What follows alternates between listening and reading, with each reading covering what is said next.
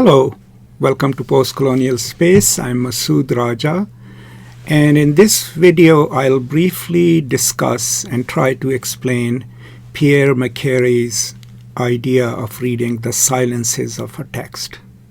Now this comes from a huge book which is called A Theory of Literary Production, and this was the only book on literary criticism and literary theory that Pierre Macherey wrote. Now Pierre Macherey, you can look him up, is of course a prominent French philosopher, and for some reason this was the only book that he wrote about how to read literature, right? And this book, according to Terry Eagleton, is one of the most significant texts of literary theory.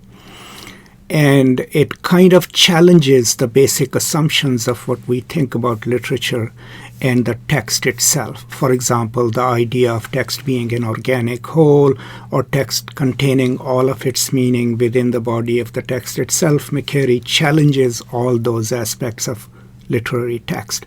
Now, of course, in order to understand it more comprehensively, I highly recommend that you should read the book, and I will post a link to the book in the description. There is also a couple of places where Eagleton himself has read some main ideas of Pierre Macherey. One, of course, in his small pamphlet on literature and Marxism. I'll post a link to that as well, and also as a preface to the latest edition of Pierre Macherey. Some people have kind of challenged Eagleton's reading of the text and Macherey and considered it a bit reductive, so do keep that in mind. But here in this video, I will briefly touch upon how he explains the aspect of reading the silences of the text, and why is it important for us, those of us who do literary scholarship, to understand that, and how can we use it in our work. So bear with me, and please also do forgive if my explanation comes across as too simplistic, because just like you, I'm also a learner, and this is being produced in the process of my learning. So here we go. So I first encountered a reference to reading the silences of a text and a reference to Pierre Macherey when I read Spivak's Can the Subaltern Speak, because there is a moment there where she points to this idea of reading the silences of the text as she goes on to read the colonial archive about Sati. But to be honest, I only had a thin understanding of the practice itself. But by and large, what I understood by it is that by reading the silences of the text, one could assume that one is reading within a text what a text does not say, right? And so what does that mean? And that is what I'm trying to explain here. Now, I will kind of go to the chapter 15 of Pierre Macherey's book, because that is where he brings up the topic of the spoken and the unspoken part of a text. Now, please do keep in mind that this book is meticulously written, so it explains its terms, creates a system, and then goes chapter by chapter. So in order to really grasp what exactly is he proposing in the book, of course, the best option is to read the book. So in a way, what I'm doing is kind of abstracting one of the concepts from the book, but that abstraction doesn't allow for placing it within the larger structure of the book's own argument. So please do keep that in mind. So he starts the chapter by suggesting, and I quote, "The speech of the book comes from a certain silence, a matter which it endows with form, a ground on which it traces a figure. Thus the book is not self-sufficient. It is necessarily accompanied by a certain absence, without which it would not exist. A knowledge of the book must include a consideration of this absence." Now, in this single paragraph, then, He has re-articulated what a lot of new critics and everyone else have been doing or did, and that is taking the text itself as the arrived intention of the author. Remember, if you have read Beardsley and Wimsatt and intentional fallacy and affective fallacy, you already know that what I bring to the text was supposed to be excluded, my emotions and everything else. But also, they would argue that bringing something out from outside of the poem into the poem is to suggest that the poem itself is not the arrived intention of the author, right? But here the question isn't that I found this other knowledge here that the book doesn't include and I'm going to add it. That is not what he's suggesting. What he's suggesting is to account for the absence, which is not spoken, but which makes the speech possible, right? That is reading the silences of the text, right? Now, I highly recommend that you read the book and this chapter. But here is how I understand it. We already know from Pierre Macherey that a book is not a complete in itself, that it is not an organic whole, that it relies on certain pre-established norms to structure itself, right? But within a given text then, when we are reading its silences would then is not necessarily what a text refuses to say, he objects to it, but what a text takes for granted. So that means that what we would otherwise consider unnecessary to understanding a text becomes important. And let me give you an example.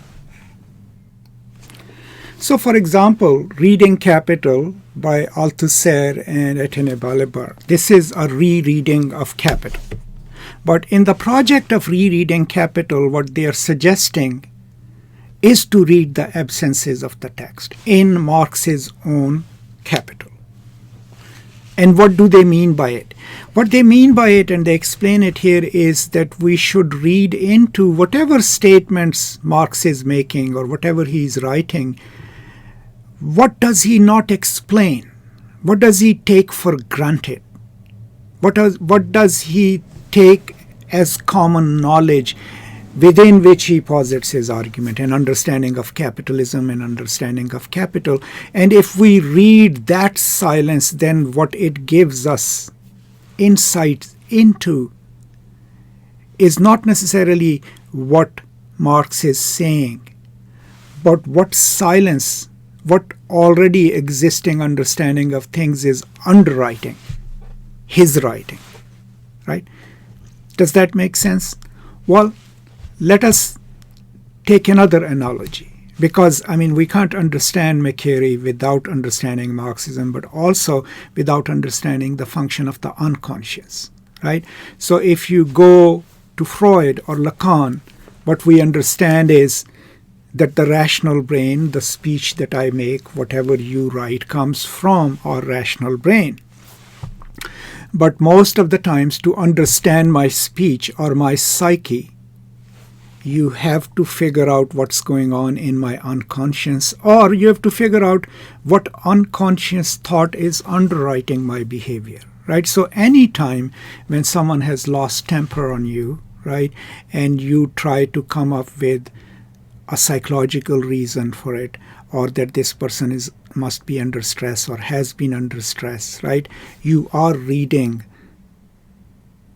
that which is not in the speech, but which makes that particular speech possible. So you're reading that absence to understand an utterance, right? That is reading the silences of the text, right? Very simplistically stated. Now, Macherey himself, quite clearly distinguishes that, not to suggest that what a text does not say. This is not the careless notation, what it refuses to say. No. Not to look for what a text refuses to say will take us into the kind of criticism by saying, oh, this is not a feminist novel, it should have done this, it should. No. But what a text does not say is reading the silences of the text, right? And one way of doing that is to see what are the unconscious assumptions behind any given text.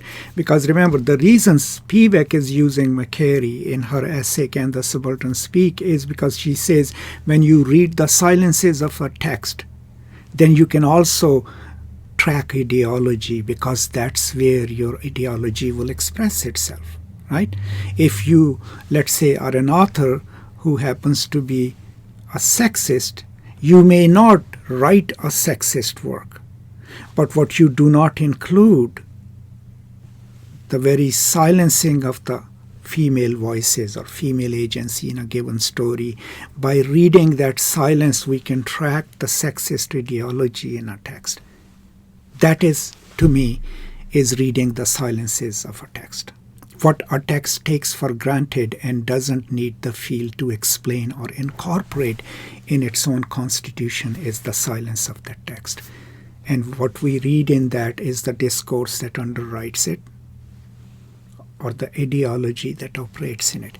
I also always use another example, which is kind of an everyday example. I mean, how many of you have watched a movie, any movie, a romantic comedy in which she is leaving, they're broken up, she's in a plane, and then the hero rushes to the airport, his friends drive him there, he buys a ticket to Paris, rushes through the gate, right, and gets on the plane to apologize so that they can rekindle their love, right? That's a trope in some of the romantic comedies.